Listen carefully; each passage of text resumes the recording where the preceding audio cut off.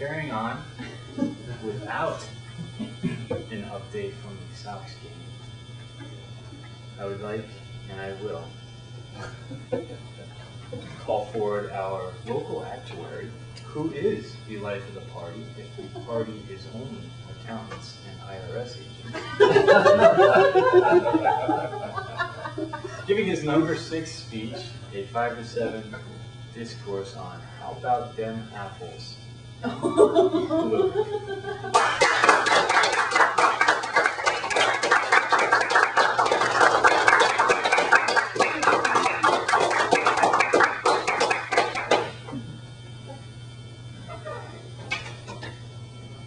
A little background information.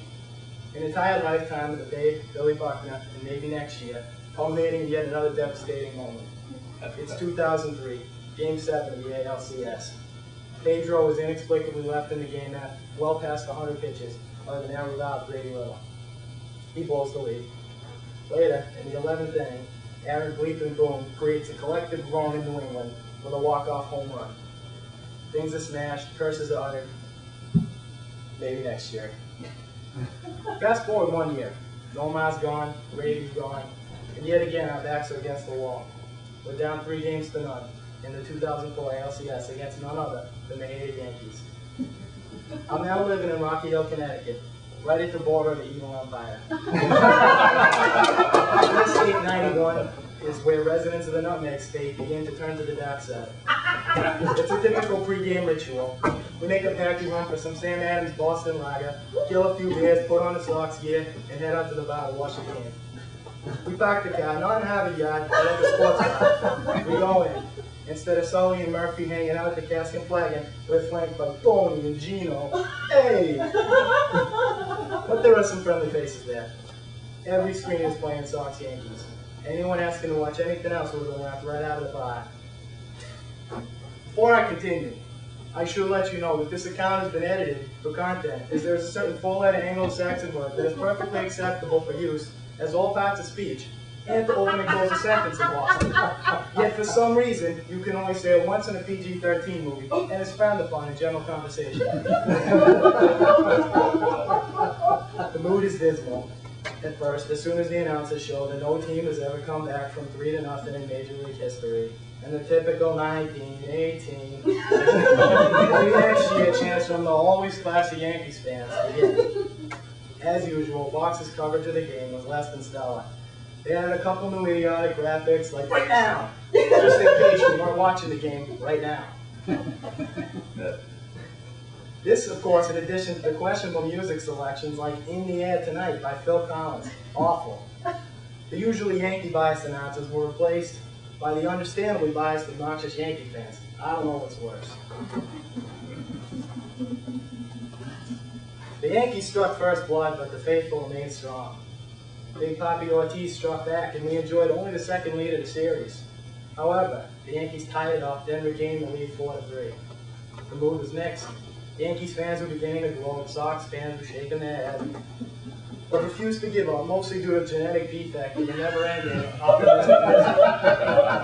Then, the metaphorical coffin nail, Mariano Rivera, walks out of the bullpen protecting a 1-run lead. Great. Kevin Millar managed to draw a walk, though.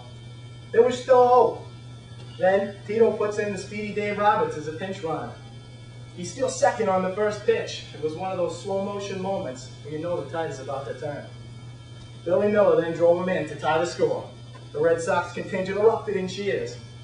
The rally, however, was short-lived. We were going to extra innings. Renewed with hope, the intensity at the bar grew. The Yankees fans were dismissive, saying they'll blow it 19, 18.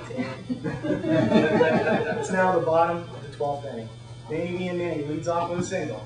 Then, now batting, number 34, David Ortiz. After his amazing season, everyone knew what was next. The ultimate clutch hitter, Big Papi, wins the game with a walk-off home run.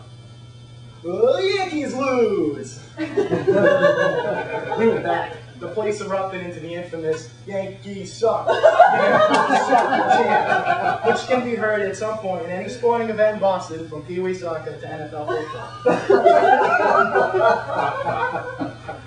There was something magical about that Dave Roberts steal. I think that was the point the curse was broken. These Sox were different. They were wicked good, and this was our year. We had renewed hope with the big guns coming to pitch in the next 2 games. Pedro and Schilling would definitely get it done. The next few games would include legendary moments like the bloody sock, the effeminate A-Rod slap, Veritek trying to catch the knuckleball from Wakefield, and the grand slam by caveman Johnny Damon in Game 7 to ultimately put it away. The World Series was uneventful after the roller coaster ALCS. I was exhausted since I was studying for my actuarial exams, hanging out at the office for 14 hours a day, and then hitting the bars every night, but I had to support the team. Game 4 was the day of my exam. The Sox swept the Cardinals and broke the curse. Just a few minutes after the last pitch, I passed out and slept for about 18 hours. I did manage to profit handsomely, winning some cash and several bottles of booze from Yankees fans who went double or nothing with me on the World Series, hoping that the Sox would still blow it. Sox fans no longer have to hear about the stupid curse in 1918. We're in fact trying to start our own new chant, year 2000. Come on, Yankees, the $200 million payrolls, deals with the devil, do not guarantee world championships. That amazing team has since broken up, with some defections to the hated Yankees, but I will always remember that fall as the greatest for Boston sports. And in case you're wondering, the last place Yankees are in the midst of a 7-game losing streak, soon to be 8 at the hands of the Boston Red Sox. And after years of practicing my non-regional diction, I can now park my car at Walmart, not my turn signal, not my directional. I can push a shopping cart, not a carriage. I drink from a drinking fountain, not a bubbler, but it's still soda. Thank you.